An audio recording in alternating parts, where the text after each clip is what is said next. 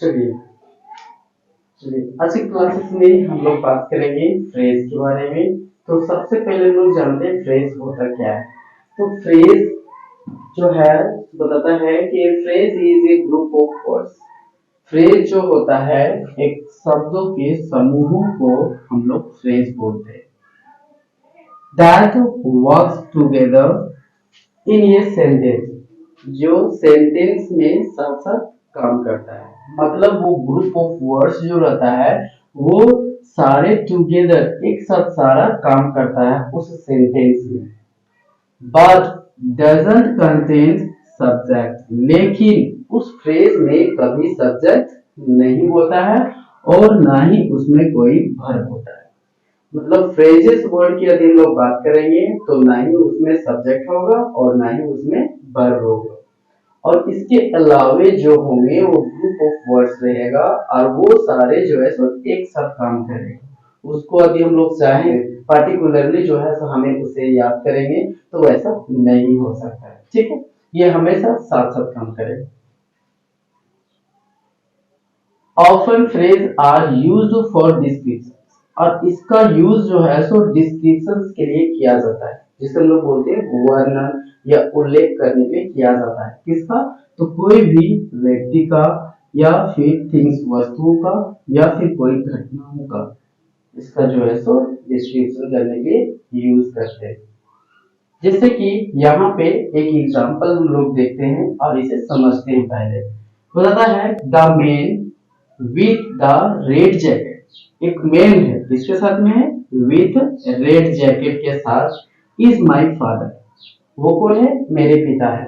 तो देखिए यहाँ विथ द रेड जैकेट, ये जो है सो कुछ वर्ड है, ये भी एक वर्ड है, ये भी वर्ड है, ये भी वर्ड है, सारे वर्ड्स मिलकर एक फ्रेज बनते हैं। और ये जो फ्रेज बना हुआ है वो सब एक साथ काम कर रहे हैं, है ना? और ये एक साथ जो काम कर रहे हैं ये किसकी विशेषता बता रहा है?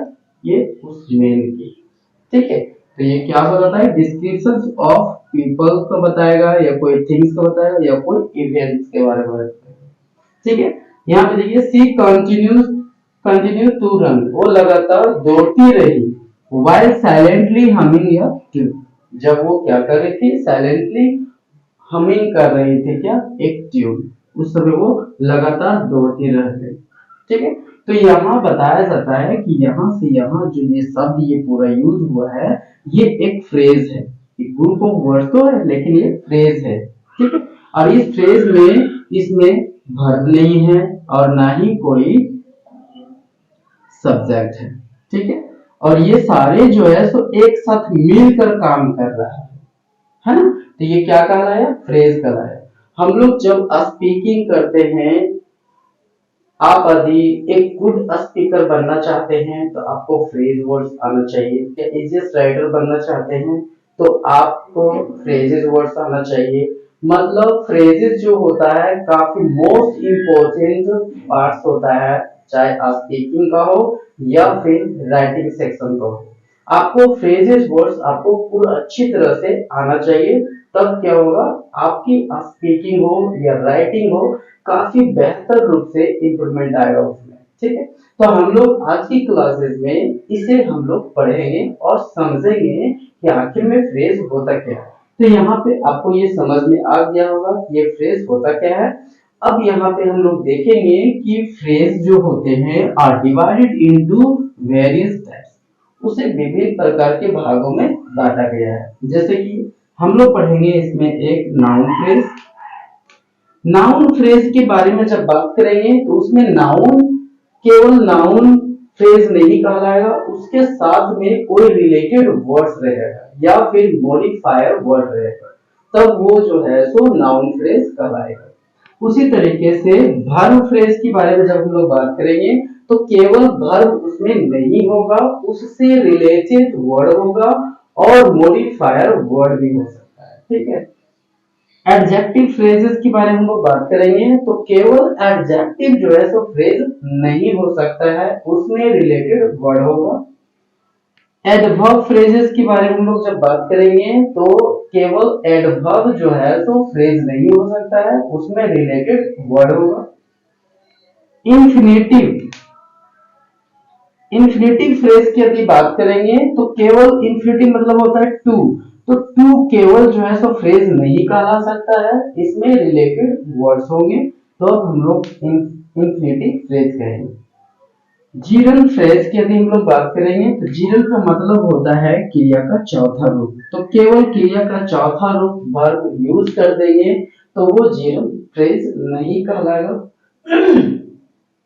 केवल वर्ब का चौथा फॉर्म या फोर्थ फॉर्म यूज कर देने से वो जीरल फ्रेज नहीं कहलाएगा, उसके साथ में रिलेटेड वर्ड्स होंगे तब वो क्या कहलाएगा, रिलेटेड जीरल फ्रेज कहलाएगा। ठीक है, जब कोई भी फोर के साथ में कोई अदर रिलेटेड वर्ड होगा तभी वो जीरल फ्रेज कहलाएगा।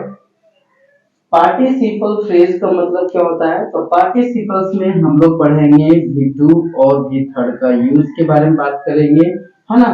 तो इसमें भी हम लोग पढ़ेंगे, ये भी होता है, और एक V4 का यूज भी होता है पार्टिसिपल्स में। आप नॉन फिनाइट का जब आप वीडियोस देखेंगे तो आपको उसमें अच्छी तरह से समझ में आएगा कि पार्टिसिपल होता क्या है।